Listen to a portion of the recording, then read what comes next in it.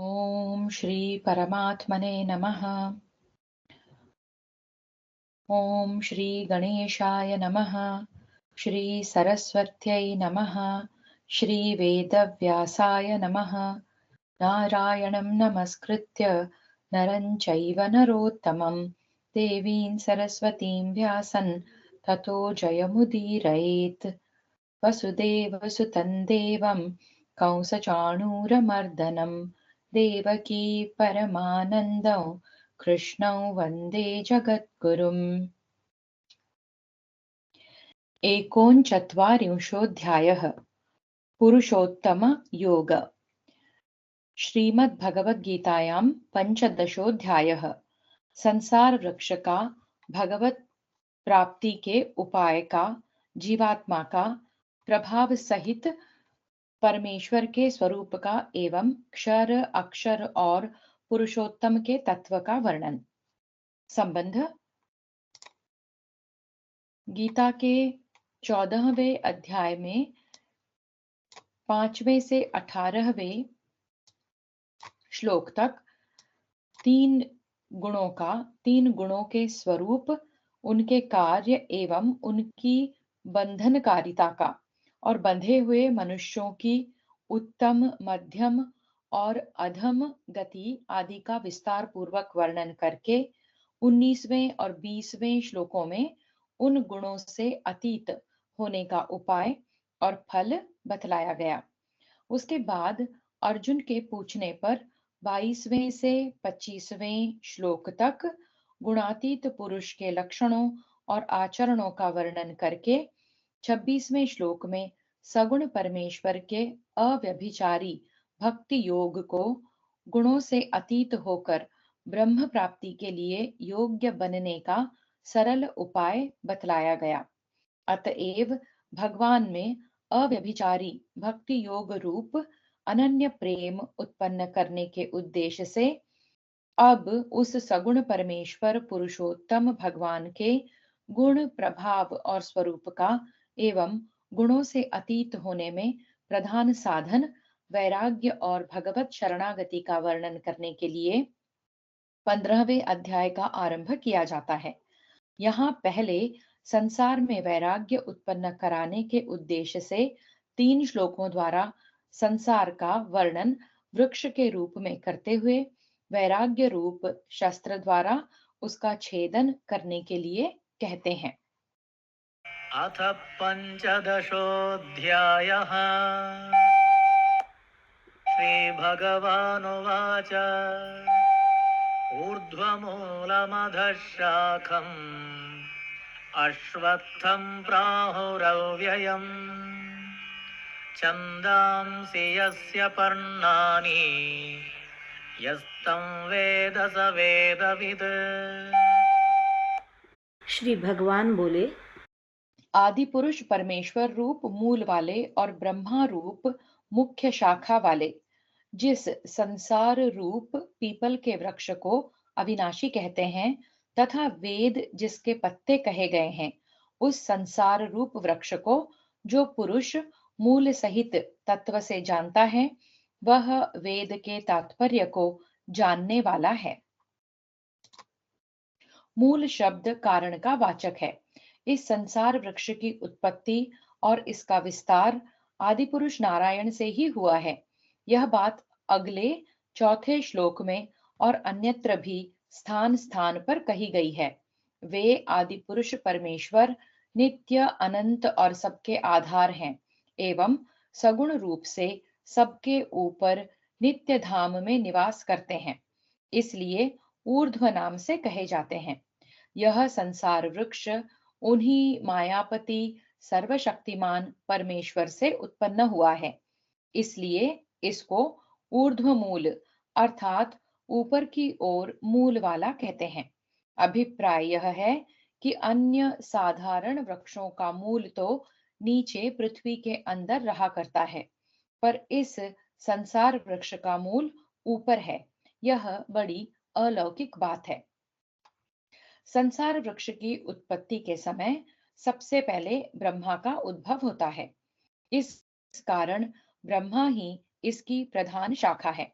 ब्रह्मा का लोक आदि पुरुष नारायण के नित्य धाम की अपेक्षा नीचे है एवं ब्रह्मा जी का अधिकार भी भगवान की अपेक्षा नीचा है। ब्रह्मा उन आदि पुरुष नारायण से ही उत्पन्न होते हैं और उन्हीं के शासन में रहते हैं। इसलिए इस संसार वृक्ष को नीचे की ओर शाखा वाला कहा है। यद्यपि यह संसार वृक्ष परिवर्तनशील होने के कारण नाशवान, अनित्य और क्षणभंगुर है, तो भी इसका प्रवाह अनादि काल से चला आता है। इसके प्रवाह का अंत भी देखने में नहीं आता। इसलिए इसको अव्यय अर्थात अविनाशी कहते हैं, क्योंकि इसका मूल सर्वशक्तिमान परमेश्वर नित्य अविनाशी है, किंतु वास्तव में यह संसार वृक्ष अविनाशी नहीं है। यद्यपि यह अव्यय होता तो न तो अगले तीसरे श्लोक में यह कहा जाता कि इसका जैसा स्वरूप बतलाया गया है वैसा उपलब्ध नहीं होता, और न इसको वैराग्य रूप दृढ़ शस्त्र के द्वारा छेदन करने के लिए ही कहना बनता। पत्ते वृक्ष की शाखा से उत्पन्न एवं वृक्ष की शाखा और वृद्धि करने वाले होते हैं। वेद भी इस संसार रूप वृक्ष की मुख्य शाखा रूप ब्रह्मा से प्रकट हुए हैं और वेद विहित कर्मों से ही संसार की वृद्धि और रक्षा होती है। इसलिए वेदों को पत्तों का स्थान दिया गया है। इससे यह भाव दिखलाया गया है कि जो मनुष्य मूल सहित इस संसार वृक्ष को इस प्रकार तत्व से जानता है कि सर्वशक्तिमान परमेश्वर की माया से उत्पन्न यह संसार वृक्ष की भांति उत्पत्ति विनाशशील और क्षणिक है, अतएव इसकी चमक दमक में न फंसकर इसको उत्पन्न करने वाले मायापति परमेश्वर की शरण में जाना चाहिए। और ऐसा समझकर संसार से विरक्त और उपरत होकर जो भगवान की शरण ग्रहण कर लेता है, वही वास्तव में वेदों को जानने वाला है, क्योंकि 15वें श्लोक में सब वेदों के द्वारा जानने योग्य भगवान को ही बतलाया है। अधश्चोर्ध्वं प्रसृतास्तस्य शाखाः गुणप्रवृद्धा विषयप्रवालाः अधश्च मूलान्यनुसन्ततानि कर्मानुबन्धीनि मनुष्यलोके। उस संसार वृक्ष की तीनों गुणों रूप जल के द्वारा बढ़ी हुई एवं विषय भोग रूप कोप कोपलों वाली देव, मनुष्य और तिर्यक आदि योनि रूप शाखाएं नीचे और ऊपर सर्वत्र फैली हुई हैं, तथा मनुष्य लोक में कर्मों के अनुसार बांधने वाली अहंता, ममता और वासना रूप जड़ें भी नीचे और ऊपर सभी लोकों में व्याप्त हो रही हैं। मनुष्य शरीर में कर्म करने का अधिकार है एवं मनुष्य शरीर के द्वारा अहंता, ममता और वासना पूर्वक किए हुए कर्म बंधन के हेतु माने गए हैं। इसीलिए ये मूल मनुष्य के लोक में कर्मानुसार बांधने वाले हैं। दूसरी सभी योनियां भोग योनियां हैं, उनमें कर्मों का अधिकार नहीं है। अतः वहां अहंता, ममता और वासना रूप मूल होने पर भी वे कर्मानुसार बांधने वाले नहीं बनते। अच्छी और बुरी योनियों की प्राप्ति गुणों के संग से होती है एवं समस्त लोक और प्राणियों के शरीर तीनों गुणों के ही परिणाम हैं। यह भाव समझाने के लिए उन शाखाओं को गुणों के द्वारा बढ़ी हुई कहा गया है और उन शाखा स्थानीय देव, मनुष्य और तिर्यक आदि योनियों के शब्द, स्पर्श, रूप, रस और गंध इन पांचों विषयों के रसोपभोग को ही यहाँ कोपल बतलाया गया है। ब्रह्मलोक से लेकर पाताल पर्यंत जितने भी लोक और उनमें निवास करने वाली योनियां हैं, वे ही सब इस संसार वृक्ष की बहुत सी शाखाएं हैं। न रूपमस्येह ततोपलभ्यते नान्तो न चादिर्न च सम्प्रतिष्ठा अश्वत्थमेनं सुविरूढमूलम् असङ्गशस्त्रेण दृढेन चित्वा इस संसार वृक्ष का स्वरूप जैसा कहा गया है वैसा यहाँ विचार काल में नहीं पाया जाता, क्योंकि न तो इसका आदि है न अंत है, तथा न इसकी अच्छी प्रकार से स्थिति ही है। इसलिए इस अहंता ममता और वासना रूप अति दृढ़ मूलों वाले संसार रूप पीपल के वृक्ष को दृढ़ वैराग्य रूप शस्त्र द्वारा काट कर इस बात का पता नहीं है कि इसकी यह प्रकट होने और लय होने की परंपरा कब से आरंभ हुई है और कब तक चलती रहेगी। स्थिति काल में भी यह निरंतर परिवर्तित होता रहता है। जो रूप पहले क्षण में है वह दूसरे क्षण में नहीं रहता। इस प्रकार इस संसार वृक्ष का आदि अंत और स्थिति तीनों ही उपलब्ध नहीं होते। इस संसार वृक्ष के जो अविद्या मूलक अहंता ममता और वासना रूप मूल हैं, वे अनादि काल से पुष्ट होते रहने के कारण अत्यंत दृढ़ हो गए हैं। अतएव उस वृक्ष को अति दृढ़ मूलों से युक्त बतलाया गया है।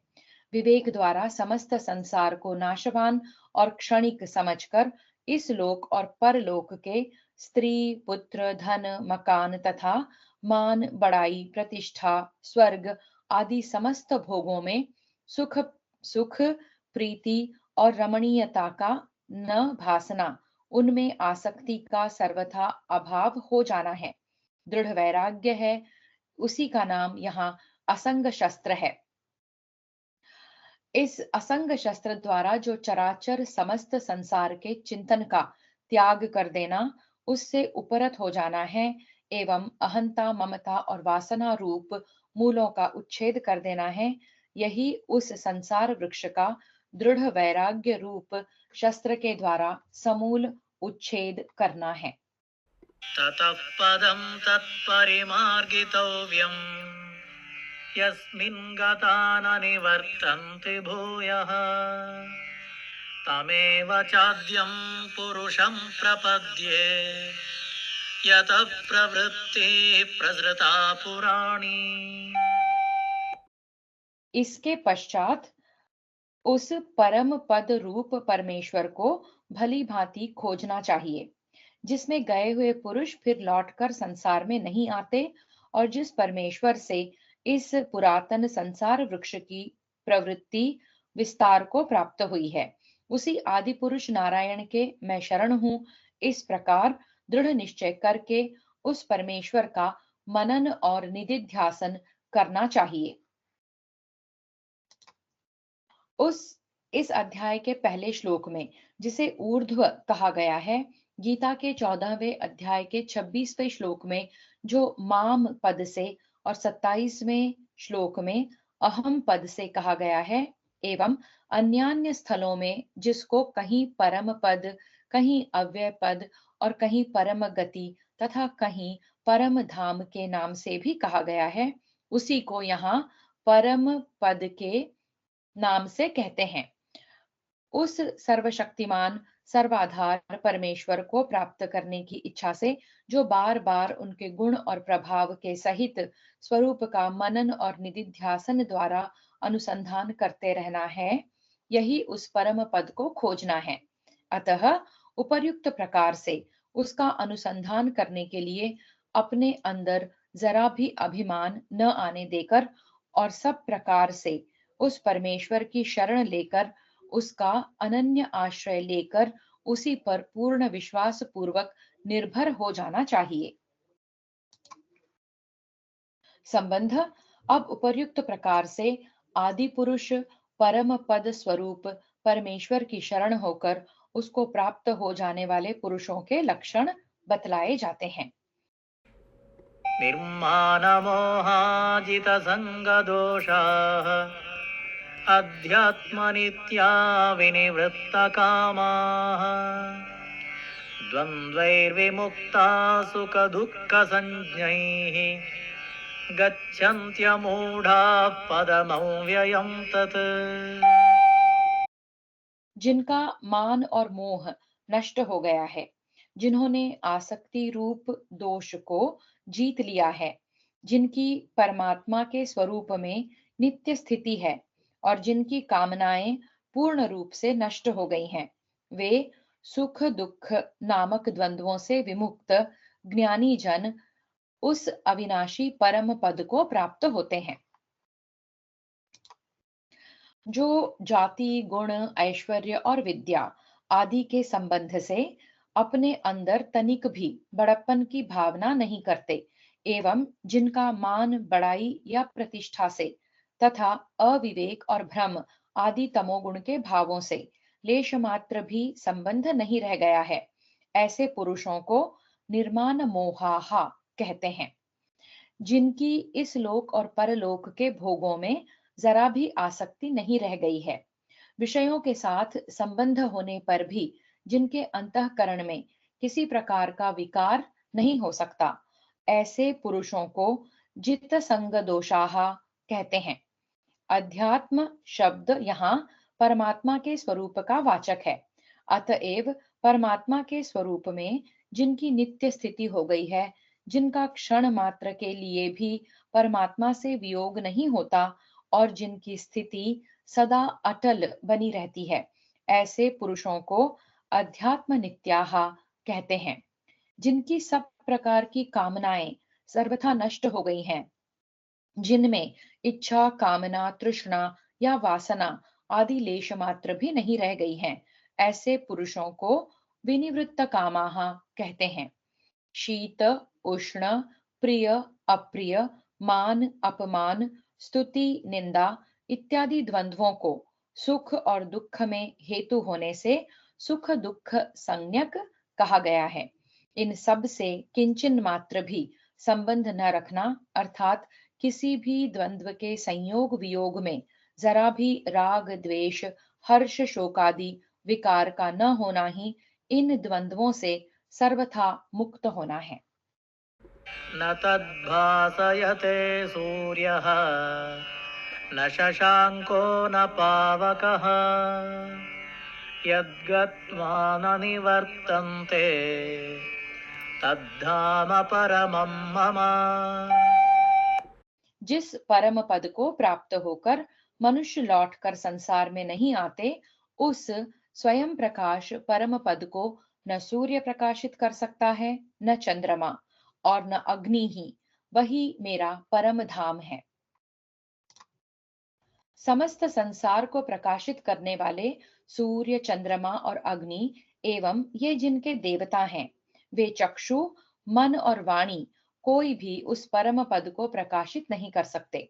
इनके अतिरिक्त और भी जितने प्रकाशक तत्व माने गए हैं, उनमें से भी कोई या सब मिलकर भी उस परम पद को प्रकाशित करने में समर्थ नहीं है, क्योंकि ये सब उसी के प्रकाश से उसी की सत्ता स्फूर्ति के किसी अंश से स्वयं प्रकाशित होते हैं।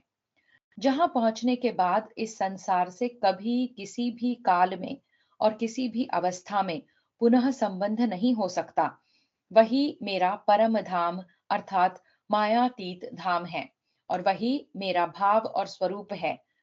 इसी को अव्यक्त अक्षर और परम गति भी कहते हैं। इसी का वर्णन श्रुति करती हुई कहती है। यहाँ बृहज्जाबला उपनिषद का एक ऋचा दी हुई है, जिसका अर्थ इस प्रकार है। जहां सूर्य नहीं तपता, जहां वायु नहीं बहता, जहां चंद्रमा नहीं प्रकाशित होता, जहां तारे नहीं चमकते, जहां अग्नि नहीं चलाता, जहां मृत्यु नहीं प्रवेश करती, जहां दुख नहीं प्रवेश करते और जहां जाकर योगी लौटते नहीं, वह सदानंद परमानंद शांत सनातन सदा कल्याण स्वरूप ब्रह्मादि देवताओं के द्वारा वंदित योगियों का ध्येय परम पद है। संबंध पहले से तीसरे श्लोक तक संसार वृक्ष के नाम से क्षर पुरुष का वर्णन किया। उसमें जीव रूप अक्षर पुरुष के बंधन का हेतु उसके द्वारा मनुष्य योनि में अहंता ममता और आसक्ति पूर्वक किए हुए कर्मों को बताया तथा उस बंधन से छूटने का उपाय सृष्टिकर्ता आदि पुरुष पुरुषोत्तम की शरण ग्रहण करना बताया। इस पर यह जिज्ञासा होती है कि उपर्युक्त प्रकार से बंधे हुए जीव का क्या स्वरूप है और उसका वास्तविक स्वरूप क्या है, उसे कौन कैसे जानता है। अतः उन सब बातों का स्पष्टीकरण करने के लिए पहले जीव का स्वरूप बतलाते हैं।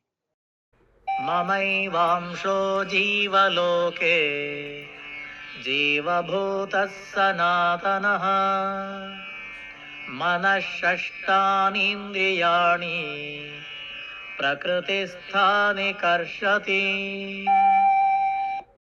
इस देह में यह सनातन जीवात्मा मेरा ही अंश है और वही इन प्रकृति में स्थित मन और पांचों इंद्रियों को आकर्षण करता है। जीवलोके पद यहाँ जीवात्मा के निवास स्थान शरीर का वाचक है। स्थूल सूक्ष्म और कारण इन तीनों प्रकार के शरीरों का इसमें अंतर्भाव है। इनमें स्थित जीवात्मा को सनातन और अपना अंश बतलाया है। जैसे सर्वत्र समभाव से स्थित विभाग रहित महाकाश घड़े और मकान आदि के संबंध से विभक्त सा प्रतीत होने लगता है और उन घड़े आदि में स्थित आकाश महाकाश का अंश माना जाता है। उसी प्रकार यद्यपि मैं विभाग रहित समभाव से सर्वत्र व्याप्त हूँ, तो भी भिन्न भिन्न शरीरों के संबंध से पृथक पृथक विभक्त सा प्रतीत होता हूँ और उन शरीरों में स्थित जीव मेरा अंश माना जाता है तथा इस प्रकार का यह विभाग अनादि है, नवीन नहीं है। यही भाव दिखलाने के लिए जीवात्मा को भगवान ने अपना सनातन अंश बतलाया है। 5 ज्ञानेंद्रिय और एक मन, इन छहों की ही सब विषयों का अनुभव करने में प्रधानता है। कर्मेंद्रियों का कार्य भी बिना ज्ञानेंद्रियों के नहीं चलता। इसलिए यहाँ मन के सहित इंद्रियों की संख्या 6 बतलाई गई है। अतएव 5 कर्मेंद्रियों का उनमें अंतर्भाव समझ लेना चाहिए। संबंध यह जीवात्मा मन सहित 6 इंद्रियों को किस समय किस प्रकार और किस लिए आकर्षित करता है तथा वे मन सहित 6 इंद्रियां कौन कौन हैं, ऐसी जिज्ञासा होने पर अब 2 श्लोकों में उसका उत्तर दिया जाता है। शरीरं यदवाप्नोति यच्चाप्युत्क्रामतीश्वरः गृहीत्वैतानि संयाति वायुर्गन्धानि वाशयात्। वायु गंध के स्थान से गंध को जैसे ग्रहण करके ले जाता है, वैसे ही देहादि का स्वामी जीवात्मा भी जिस शरीर का त्याग करता है, उससे इन मन सहित इंद्रियों को ग्रहण करके फिर जिस शरीर को प्राप्त होता है, उसमें जाता है। जीवात्मा को ईश्वर कहकर भगवान ने यह भाव दिखलाया है कि यह इन मन बुद्धि के सहित समस्त इंद्रियों का शासक और स्वामी है, इसलिए इनको आकर्षित करने में समर्थ है। मन अंतःकरण का उपलक्षण होने से बुद्धि का उसमें अंतर्भाव है और 5 कर्मेंद्रियों और 5 प्राणों का अंतर्भाव ज्ञानेंद्रियों में है। अतः यहाँ एतानी पद इन 17 तत्वों के समुदाय रूप सूक्ष्म शरीर का बोधक है। यहाँ आधार के स्थान में स्थूल शरीर है, गंध के स्थान में सूक्ष्म शरीर है और वायु के स्थान में जीवात्मा है।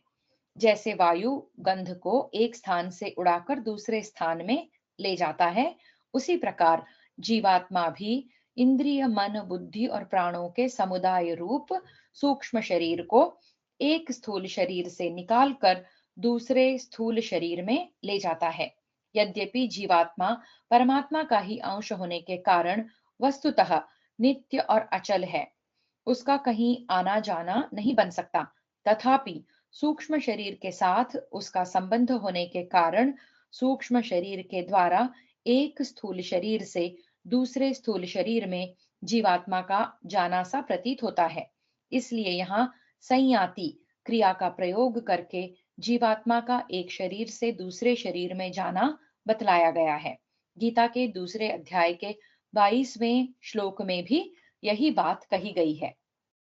श्रोत्रं चक्षुस्पर्शनं च रसनं घ्राणमेव च अधिष्ठाय मनश्चायं विषयान् उपसेवते। यह जीवात्मा श्रोत्र, चक्षु और त्वचा को तथा रसना, घ्राण और मन को आश्रय करके अर्थात इन सब के सहारे से ही विषयों का सेवन करता है। वास्तव में आत्मा न तो कर्मों का करता है और न उनके फल स्वरूप विषय एवं सुख दुखादि का भोगता ही, किंतु प्रकृति और उसके कार्यों के साथ जो उसका अज्ञान से अनादि संबंध माना हुआ है, उसके कारण वह कर्ता भोक्ता बना हुआ है। श्रुति में भी कहा गया है, आत्मेन्द्रिय मनोयुक्तम भोक्ते त्याहुर मनीषिणः। ये कठोपनिषद में आता है। अर्थात मन, बुद्धि और इंद्रियों से युक्त आत्मा को ही ज्ञानी जन भोक्ता ऐसा कहते हैं। उत्क्रामन्तं स्थितं वापि भुञ्जानं वा गुणान्वितं विमूढानानुपश्यन्ति पश्यन्ति ज्ञानचक्षुषः। शरीर को छोड़कर जाते हुए को अथवा शरीर में स्थित हुए को अथवा विषयों को भोगते हुए को, इस प्रकार तीनों गुणों से युक्त हुए को भी अज्ञानी जन नहीं जानते। केवल ज्ञान रूप नेत्रों वाले ज्ञानी जन ही तत्व से जानते हैं। ज्ञानी जन शरीर छोड़कर जाते समय, शरीर में रहते समय और विषयों का उपभोग करते समय, हर एक अवस्था में ही वह आत्मा वास्तव में प्रकृति से सर्वथा अतीत, शुद्ध, बोध स्वरूप और असंग ही है, ऐसा समझते हैं। यतन्तो योगिनश्चैनं पश्यन्त्यात्मन्यवस्थितम् यतन्तोऽप्यकृतात्मानः नैनं पश्यन्त्यचेतसः। यत्न करने वाले योगी जन भी अपने हृदय में स्थित इस आत्मा को तत्व से जानते हैं, किंतु जिन्होंने अपने अंतःकरण को शुद्ध नहीं किया है, ऐसे अज्ञानी जन तो यत्न करते रहने पर भी इस आत्मा को नहीं जानते। जिनका अंतःकरण शुद्ध है और अपने वश में है तथा जो आत्म स्वरूप को जानने के लिए निरंतर श्रवण, मनन और निधिध्यासन आदि प्रयत्न करते रहते हैं, ऐसे उच्च कोटि के साधक ही यत्न करने वाले योगी जन हैं।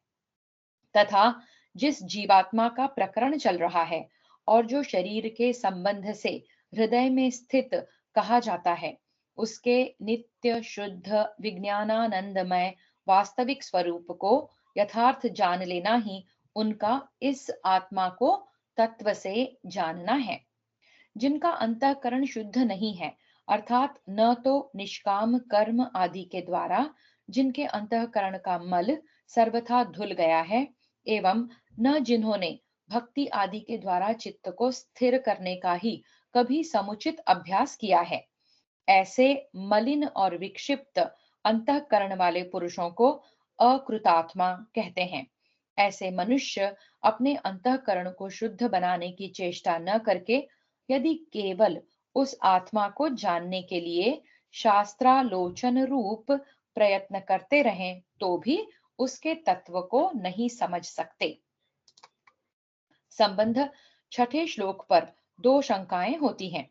पहली यह कि सबके प्रकाश का सूर्य, चंद्रमा और अग्नि आदि तेजोमय पदार्थ परमात्मा को क्यों नहीं प्रकाशित कर सकते, और दूसरी यह कि परम धाम को प्राप्त होने के बाद पुरुष वापस क्यों नहीं लौटते। इनमें से दूसरी शंका के उत्तर में 7वें श्लोक में जीवात्मा को परमेश्वर का सनातन अंश बतलाकर 11वें श्लोक तक उसके स्वरूप, स्वभाव और व्यवहार का वर्णन करते हुए उसका यथार्थ स्वरूप जानने वालों की महिमा कही गई। अब पहली शंका का उत्तर देने के लिए भगवान 12वें से 15वें श्लोकों तक गुण, प्रभाव और ऐश्वर्य सहित अपने स्वरूप का वर्णन करते हैं। यदादित्यगतं तेजः जगद्भासयतेऽखिलम् यच्चन्द्रमसि यच्चाग्नौ तत्तेजो विद्धि मामकम्।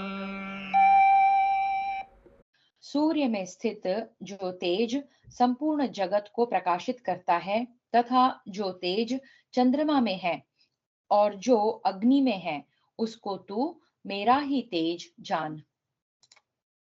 सूर्य, चंद्रमा और अग्नि में स्थित समस्त तेज को अपना तेज बतलाकर भगवान ने यह भाव दिखलाया है कि उन तीनों में और वे जिनके देवता हैं, ऐसे नेत्र, मन और वाणी में वस्तु को प्रकाशित करने की जो कुछ भी शक्ति है, वह मेरे ही तेज का एक अंश है। इसीलिए छठे श्लोक में भगवान ने कहा है कि सूर्य, चंद्रमा और अग्नि ये सब मेरे स्वरूप को प्रकाशित करने में समर्थ नहीं है। गामाविश्य च भूतानि धारयाम्यहमोजसा पुष्णामि चौषधीः सर्वाः सोमो भूत्वा रसात्मकः। और मैं ही पृथ्वी में प्रवेश करके अपनी शक्ति से सब भूतों को धारण करता हूँ और रस स्वरूप अर्थात अमृतमय चंद्रमा होकर संपूर्ण औषधियों को अर्थात वनस्पतियों को पुष्ट करता हूँ। इससे भगवान ने यह भाव दिखलाया है कि इस पृथ्वी में जो भूतों को धारण करने की शक्ति प्रतीत होती है तथा इसी प्रकार और किसी में जो धारण करने की शक्ति है, वह वास्तव में उसकी नहीं, मेरी ही शक्ति का एक अंश है। अतएव मैं स्वयं ही पृथ्वी में प्रविष्ट होकर अपने बल से समस्त प्राणियों को धारण करता हूँ। औषधि ही शब्द पत्र, पुष्प और फल आदि समस्त अंग प्रत्यंगों के सहित वृक्ष, लता और तृण आदि जिनके भेद हैं, ऐसी समस्त वनस्पतियों का वाचक है तथा मैं ही चंद्रमा बनकर समस्त औषधियों का पोषण करता हूँ। इससे भगवान ने यह दिखलाया है कि जिस प्रकार चंद्रमा में प्रकाशन शक्ति मेरे ही प्रकाश का अंश है, उसी प्रकार जो उसमें पोषण करने की शक्ति है, वह भी मेरी ही शक्ति का एक अंश है। अतएव मैं ही चंद्रमा के रूप में प्रकट होकर सबका पोषण करता हूँ। अहं वैश्वानरो भूत्वा प्राणिनां देहमाश्रितः प्राणापानसमायुक्तः पचाम्यन्नं चतुर्विधम्। मैं ही सब प्राणियों के शरीर में स्थित रहने वाला प्राण और अपान से संयुक्त वैश्वानर अग्नि रूप होकर 4 प्रकार के अन्न को पचाता हूँ। यहाँ भगवान यह बतला रहे हैं कि जिस प्रकार अग्नि के प्रकाशन शक्ति मेरे ही तेज का अंश जिस प्रकार अग्नि की प्रकाशन शक्ति मेरे ही तेज का अंश है, उसी प्रकार उसका जो उष्णत्व है अर्थात उसकी जो पाचन, दीपन करने की शक्ति है, वह भी मेरी ही शक्ति का अंश है। अतएव मैं ही प्राण और अपान से संयुक्त प्राणियों के शरीर में निवास करने वाले वैश्वानर अग्नि के रूप में भक्ष्य, भोज्य, लेह्य और चोष्य पदार्थों को अर्थात दांतों से चबाकर खाए जाने वाले रोटी, भात आदि, निगल कर खाए जाने वाले रबड़ी, दूध, पानी आदि, चाट कर खाए जाने वाले शहद, चटनी आदि और चूस कर खाए जाने वाले ऊख आदि ऐसे 4 प्रकार के भोजन को पचाता हूँ। सर्वस्य चाहं हृदि सन्निविष्टः मत्तस्मृतिर्ज्ञानमपोहनं च वेदैश्च सर्वैः अहमेव वेद्यः वेदान्तकृत् वेदविदेव चाहम्। मैं ही सब प्राणियों के हृदय में अंतर्यामी रूप से स्थित हूँ तथा मुझसे ही स्मृति, ज्ञान और अपोहन होता है और सब वेदों द्वारा मैं ही जानने के योग्य हूँ तथा वेदांत का कर्ता और वेदों को जानने वाला भी मैं ही हूँ। पहले देखी सुनी या किसी प्रकार भी अनुभव की हुई वस्तु या घटनादि के स्मरण का नाम स्मृति है। किसी भी वस्तु को यथार्थ जान लेने की शक्ति का नाम ज्ञान है तथा संशय, विपर्य आदि वितर्क चाल का वाचक ऊहन है और उसके दूर होने का नाम अपोहन है। ये तीनों मुझसे ही होते हैं। यह कहकर भगवान ने यह भाव दिखलाया है कि सबके हृदय में स्थित मैं अंतर्यामी परमेश्वर ही सब प्राणियों के कर्मानुसार उपर्युक्त स्मृति, ज्ञान और अपोहन आदि भावों को उनके अंतःकरण में उत्पन्न करता हूँ। इससे भगवान ने यह भाव दिखलाया है कि वेदों में कर्म कांड, उपासना कांड और ज्ञान कांडात्मक जितने भी वर्णन हैं, उन सब का अंतिम लक्ष्य संसार में वैराग्य उत्पन्न करके सब प्रकार के अधिकारियों को मेरा ही ज्ञान करा देना है। अतएव उनके द्वारा जो मनुष्य मेरे स्वरूप का ज्ञान प्राप्त करते हैं, वे ही वेदों के अर्थ को ठीक समझते हैं। इसके विपरीत जो लोग सांसारिक भोगों में फंसे रहते हैं, वे उनके अर्थ को ठीक नहीं समझते।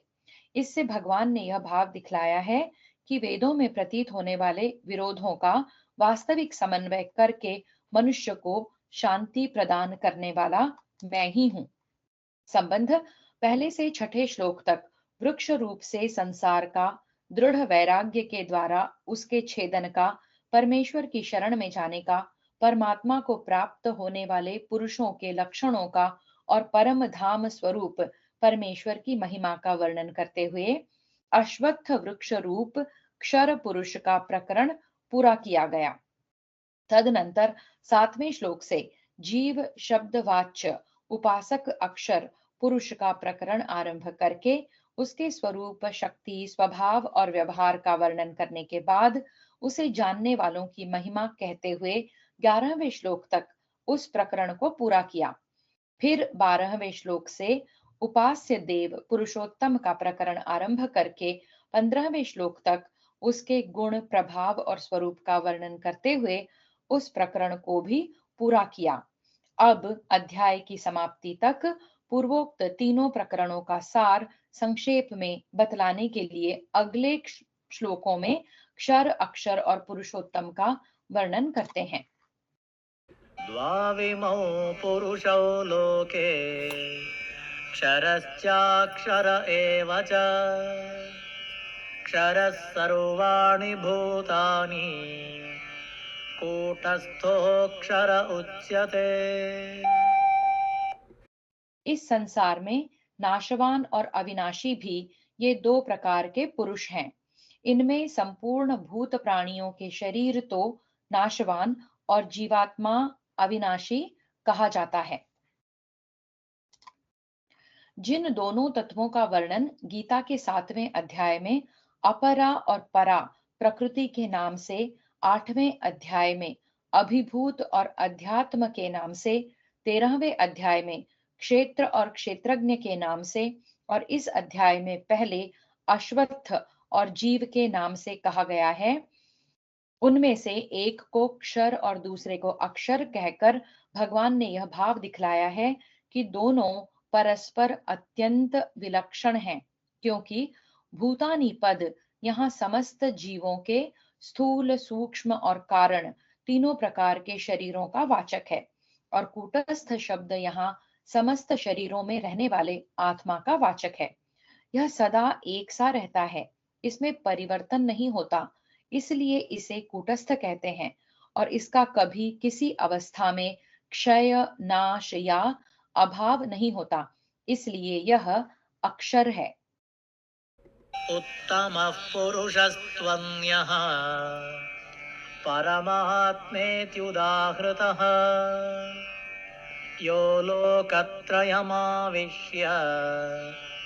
बिभर्त्यव्यय ईश्वरः।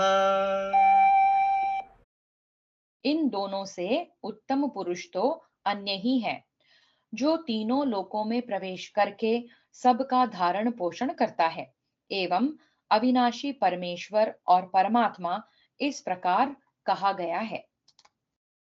उत्तम पुरुष नित्य शुद्ध बुद्ध मुक्त सर्वशक्तिमान परम दयालु सर्वगुण संपन्न पुरुषोत्तम भगवान का वाचक है। वह पूर्वोक्त क्षर और अक्षर दोनों पुरुषों से विलक्षण और अत्यंत श्रेष्ठ है, जो तीनों लोकों में प्रविष्ट होकर उनके नाश होने पर भी कभी नष्ट नहीं होता, सदा ही निर्विकार एक रस रहता है, तथा जो क्षर और अक्षर इन दोनों का नियामक और स्वामी तथा सर्वशक्तिमान ईश्वर है, एवं जो गुणातीत शुद्ध और सबका आत्मा है, वही परमात्मा पुरुषोत्तम है। क्षर अक्षर और ईश्वर इन तीनों तत्वों का वर्णन श्वेताश्वतर उपनिषद में इस प्रकार किया गया है। एक उस उपनिषद की एक ऋचा है और उसका अर्थ है, प्रधान यानी प्रकृति का नाम क्षर है और उसके भोक्ता अविनाशी आत्मा का नाम अक्षर है। प्रकृति और आत्मा इन दोनों का शासन एक देव पुरुषोत्तम करता है। यस्माक्षरमतीतोऽहम् अक्षरादपि चोत्तमः अतोऽस्मि लोके वेदे च प्रथितः पुरुषोत्तमः।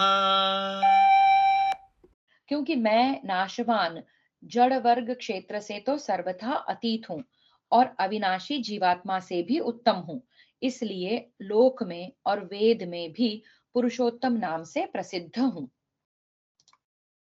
अपने को क्षर पुरुष से अतीत बतलाकर भगवान ने यह दिखलाया है कि मैं क्षर पुरुष से सर्वथा संबंध रहित और अतीत हूँ। अक्षर से अपने को उत्तम बतलाकर यह भाव दिखलाया है कि क्षर पुरुष की भांति अक्षर से मैं अतीत तो नहीं हूं, क्योंकि वह मेरा ही अंश होने के कारण अविनाशी और चेतन है, किंतु उसमें मैं उत्तम अवश्य हूं, क्योंकि वह अल्पज्ञ है, मैं सर्वज्ञ हूं। वह नियम्य है, मैं नियामक हूं।